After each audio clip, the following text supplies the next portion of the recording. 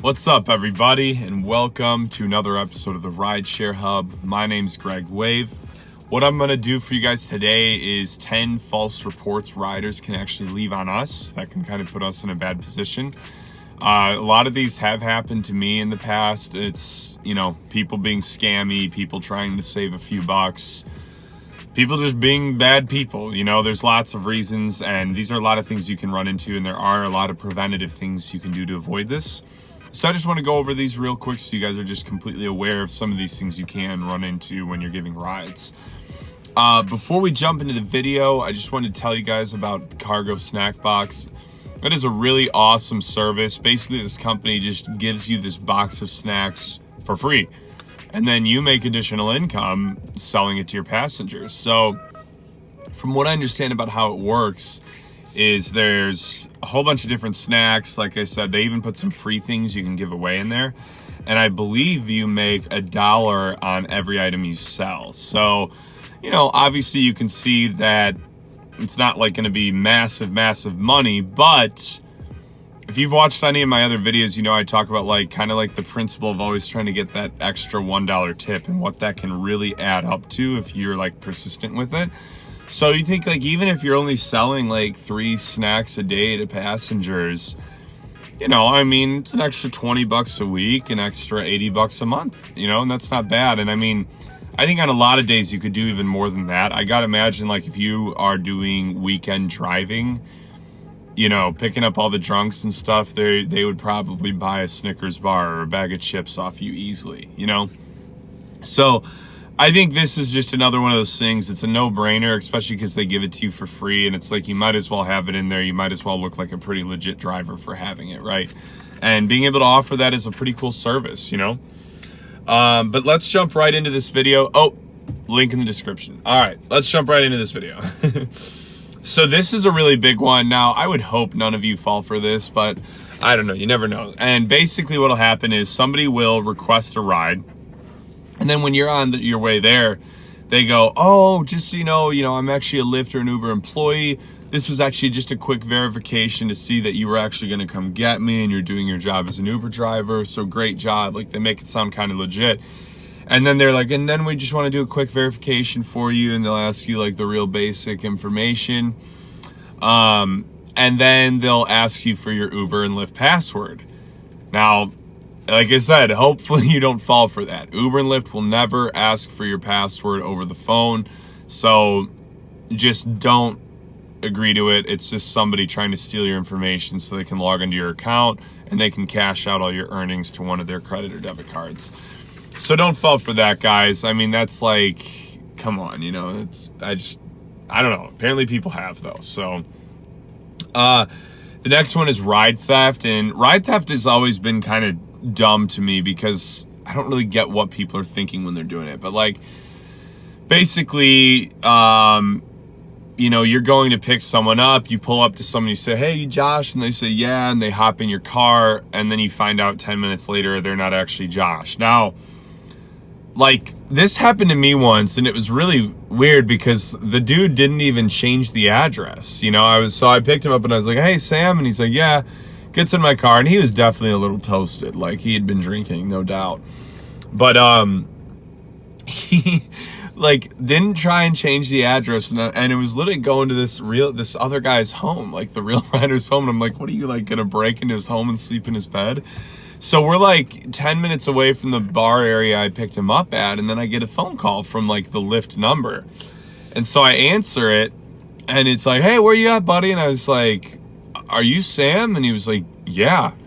I was like, oh my gosh, dude. I was I was already there. I was I thought I picked you up. And I'm looking at the dude in the back who's I don't know if he's pretending he doesn't hear me or what, but he's just sitting back there chilling. And so I was so freaking ticked. So I was hold on. I was I'll turn around. I'm going to, drop this guy at some street corner and I'll grab you. So I turned around and I was dude, what are you thinking? And I don't even I don't even know what he really said. I think he was even well, can you still give me a ride? And I was no. So I dropped him off, and thankfully my passenger was super cool about it, so it worked out really well. But a lot of times, I guess what people will do is they'll get and they'll be like, hey, you know, my buddy, actually, I was going to go to my buddy's house, but I'm going to go here now. So they'll just change the address and they steal the ride. So now this is tricky for me because, like, you know, as a driver, I will always say the passenger's name. And I'm pretty sure that we're supposed to do that. Like, I don't believe the passenger is supposed to ask for our name. If I'm wrong on that, somebody correct me. But I'm like 99% sure it's our job to ask the passenger.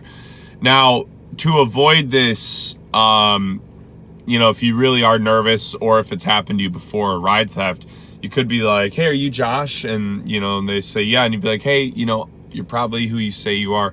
But just to be safe, because a lot of people steal rides, do you mind telling me what my name is? You know, and I picked up a girl once and she told me about how this guy came to pick her up and she was like, what's your name? Because she wanted to know the driver's name, you know, to make sure she had the right car.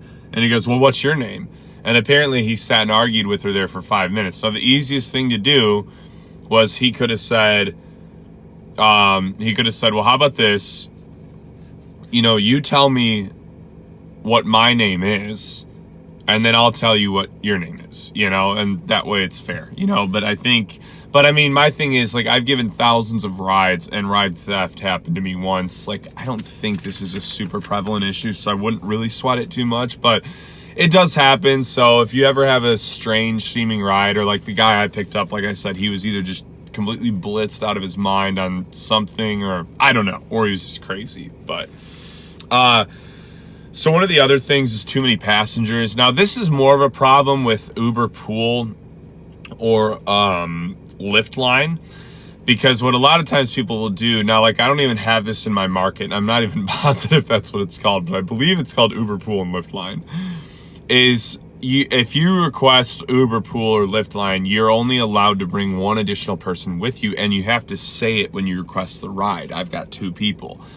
So the problem is that if the passengers are, let's say, lying and they actually have 3 people, well, they don't know that their Uber Pool driver might have already picked up 2 people. So now the difference between that and a normal ride is, now I won't do this personally, but I know pretty much every driver does do this, is that if it's just like an Uber X, for instance, you know, and a group of like 6 college girls shows up, they'll let them squeeze in. You know, now I personally won't, and to be honest, it's more because I don't want to get pulled over. I'm more afraid of, like, a cop seeing, you know, 5 heads in the back seat bobbing around, right? And that's the main reason I don't, but I know most drivers will. So most drivers don't care in that scenario, but if it's Uber Pool or Lyft line, you can't ask your other customers that are paying honestly to do that, you know? And to be honest, guys, I just think it's a really dumb risk.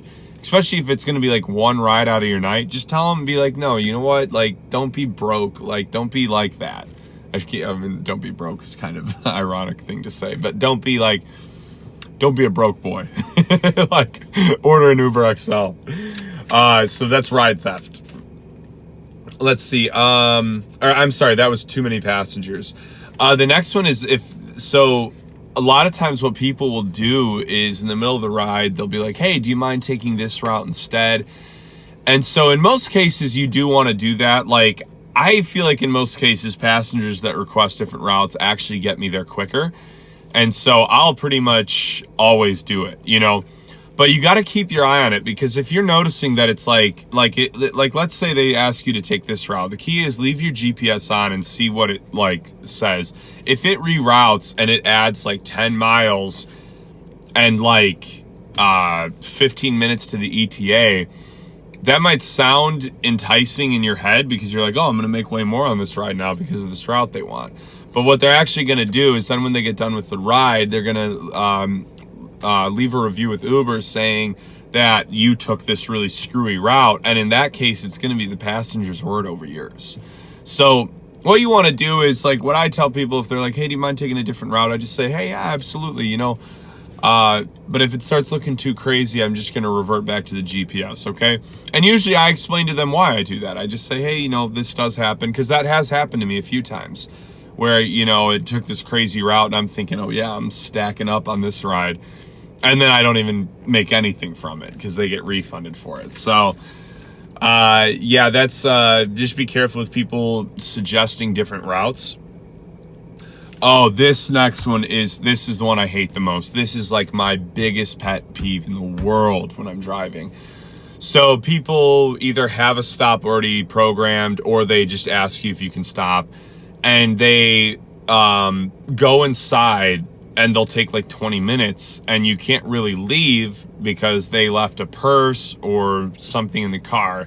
I've even heard of a scenario where somebody left their baby in the car, which is like psychotic. I mean, all the stories about bad Uber drivers and psychotic killer Uber drivers, like, I would never in my life leave my child with an Uber driver. And honestly, like, you're just a bad parent if you do that. Like, if you're gonna be that cheap that you don't want the driver to leave, so you're leaving your baby, you're putting your baby at risk so you can stop for 10 more minutes, like, I can't even stomach that. I think that's so sick and messed up. But so that's what they'll do, and it's called, I've heard somebody online, they called it anchoring, and it's basically you're anchoring the ride at the stop with personal items. Now, people have done this to me before, and I don't care. I took their items, and like one time I walked them into the store and I called for the lady and I said, hey, I was like, you're wasting my time. Like, you know, this is like what I'm trying to pay bills with, and you've been in here 15, 20 minutes, and I set all her stuff down and walked out.